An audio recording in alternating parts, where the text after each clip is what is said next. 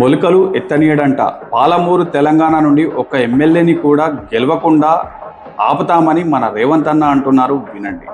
ఉద్దరం ముచ్చట్లు కొట్టే ఒక వీడియో చూశాను. మొలక గూడెత్తనీయం బిడ్డ ఈ జిల్లాల ఈ వేలాది మంది సాక్షిగా పాలమూరు బిడ్డగా చంద్రశేఖరరావు రాసి పెట్టుకొని డైరీలా పాలమూరు జిల్లాలని జెండాను ఎగరనీయం. అసలైన విషయం మాట్లాడితే మంచిది.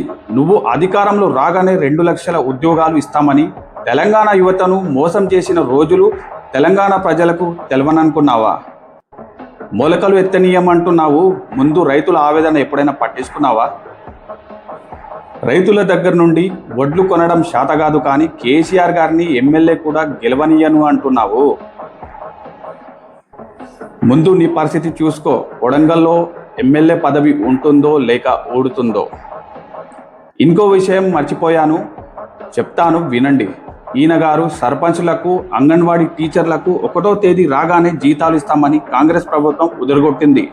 ఎన్నికల్లో గెలిచాక ఆ విషయం మర్చిపోయింది. పాపం సర్పంచ్లు పదవి బాధ్యతలు చేపట్టిన 5 నెలలు గడుస్తున్నా ఇంకా వారికి జీతాలు రాని పరిస్థితి.